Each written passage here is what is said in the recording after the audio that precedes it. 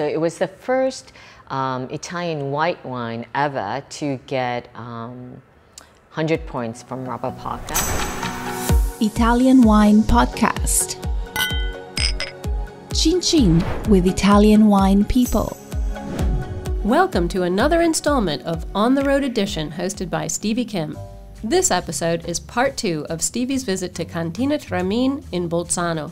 Stevie continues her conversation with Wolfgang Klotz, Director of Marketing and Sales, and they finally get to the good stuff, tasting the Gewürztraminer wines, including the iconic Epokale.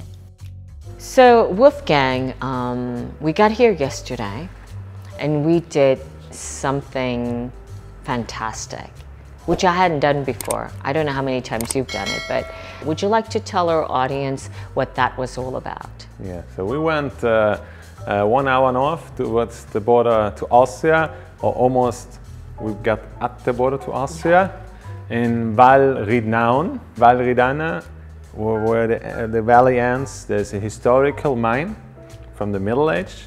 It was a silver mine that started about 800 years ago. And it's not only a mine, it's also at 2,000 meters above sea level. So high altitude, low oxygen content. And in that mine, there is a gallery going in for 4 kilometers. We took a little mining train, and it took us 20 minutes to go in the mountain at 2,000 meters of sea level. And in there, the temperature is constant at 11 degrees Celsius for the whole year long. Beautiful dark. Very dark. For the bottles. High humidity. Yeah. And then at a certain point, the train stops. And then we made you walk in this slumpy, watery gallery to get the place where we store Epokale. Okay, this is what we were coming to. So why did you have this idea? The project started on the wine. 2009 was the first vintage. And then we had this international Spätlese style of Gewürztraminer that got lost in Alto Adige, although we had it in the Middle Age. We know that in the Middle Age, most of Gewürztraminer has been grown with a little bit of residual sugar for different reasons. Sugar back in the time was like gold, and on the other hand, also from the enological part of view, it was not possible to make always the whole wine ferment till the end with the techniques of the times. And so we took this style from that epoch, that's why Epokale, and then it was in our herb to show the potential of aging of Gewürztraminer. What we have seen on Nussbaumer, that ages very well, and we think sometimes it was underestimated because Gewürztraminer very often is seen as an easy, simple wine, but we would like to show the aging potential. So we were looking for a place where to age the bottles, basically. And not having a good aging cellar in the winery. And then looking around, this mine came up. It's a closed mine, used as a museum. And so we asked the permission to store wine. And then Epokale 2009, we kept them for several years, and it was released in end of 2017.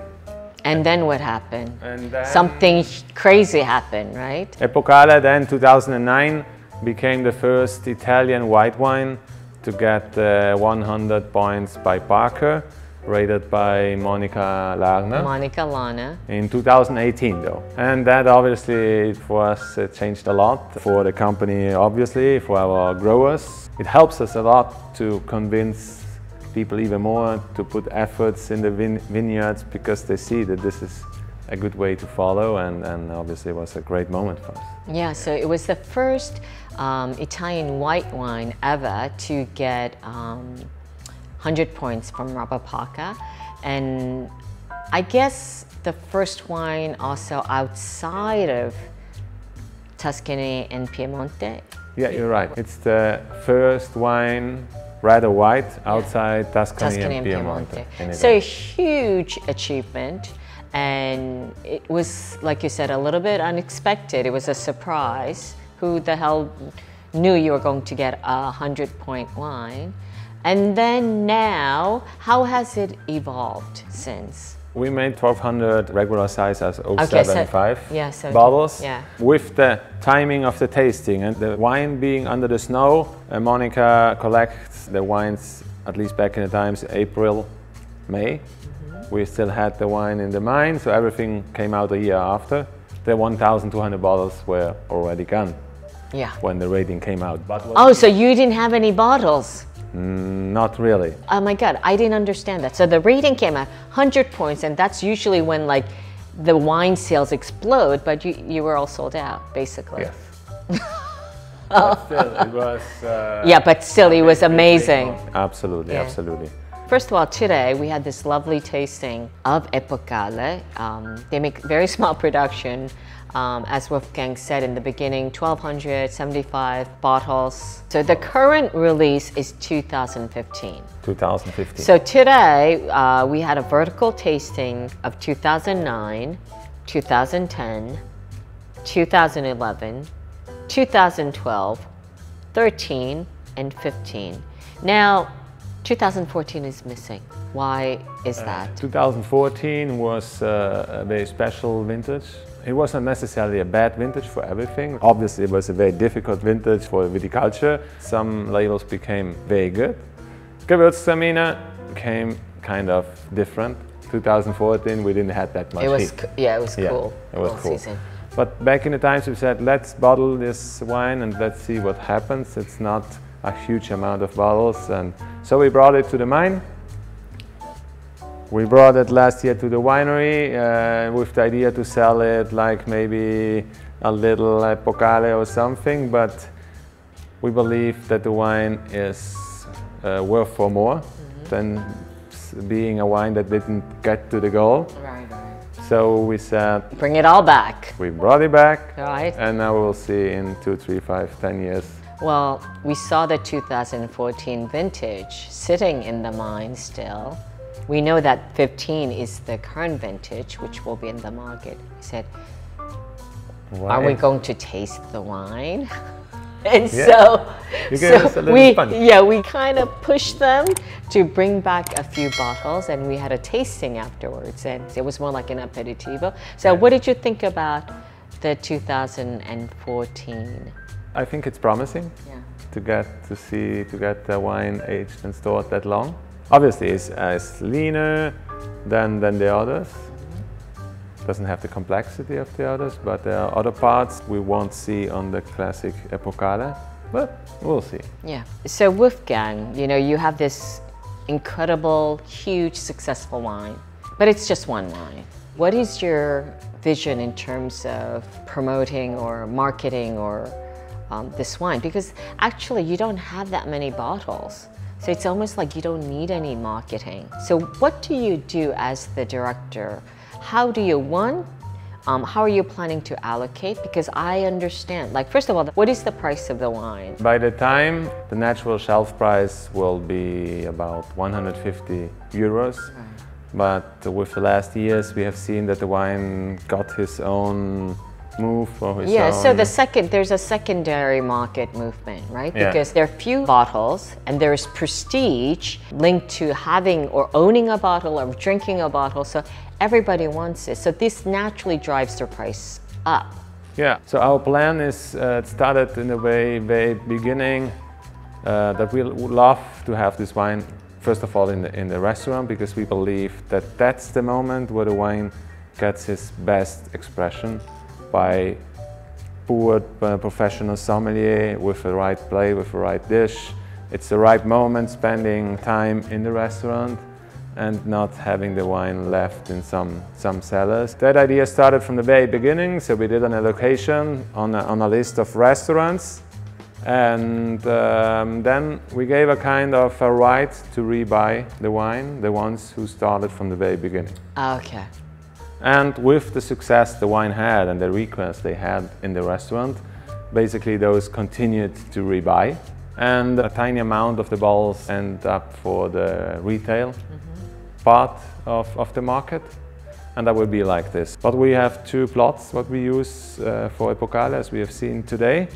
And in the first vintages, a part of that wine still ended up in Nussbaumer, and still does. Okay, all right. But from the 1,200 bottles, with 2015 vintage, we are on 2,000, almost 2,500 bottles. And the next vintages, they will be between 2,500 and 3,000 bottles, depending how much the vintage. So I have a question for you. So most of our audience, I mean most people, will never have a chance to get a hold of this bottle, right? Well, that's a fact, whether you like it or not. Okay.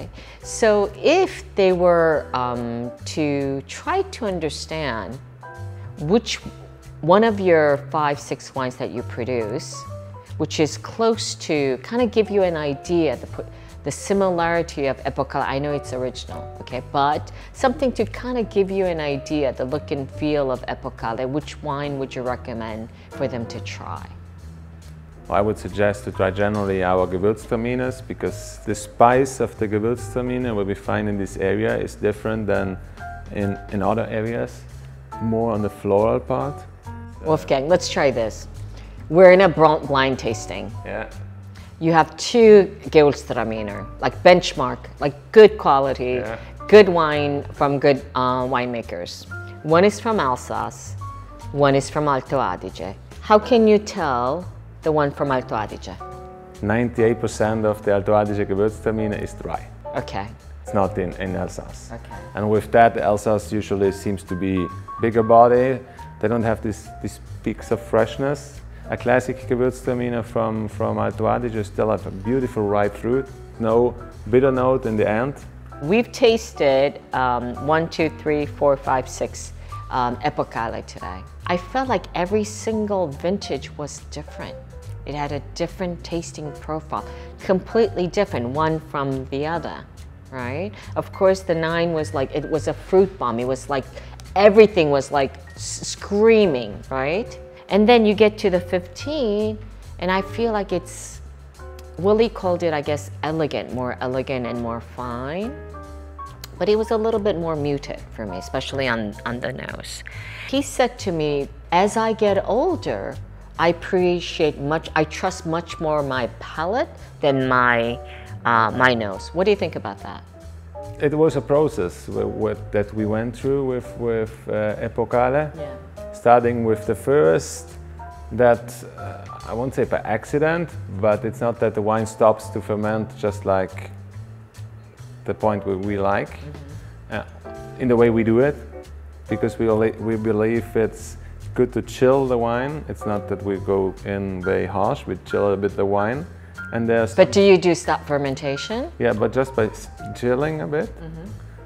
And then every vintage starts or reacts different. There are some they react very immediate, and the fermentation slows down very immediate and stops.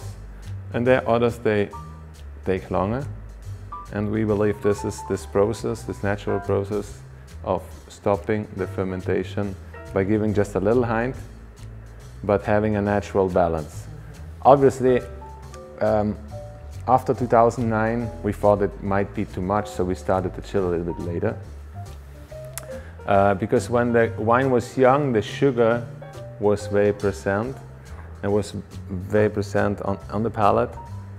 And on the end of the palate, it's not like when we taste 2009. There's a lot of fruit and flavors and spices going on. So much going on still, even and now. And it's still vibrant. Yeah, it's very, very much alive. Yeah. When it was young, there was a lot of wine, but what stood was sugar. And that was boring, was difficult. Right. And we didn't know that it will evolve that good. So that's why it took a few vintages with a lower yield. And by the time of aging the wine in the mine, this sugar started to being transformed in power and elegance. And we already saw that here starts to a process that might get a beautiful result. So already then with 2013, we went back to more and more concentration, and especially then with 15, being teached. Yeah, it's more residual sugar from the 13, which is this one right here. That in this there are few wines, or few style of wines, where more sugar is not necessarily mean more concentration.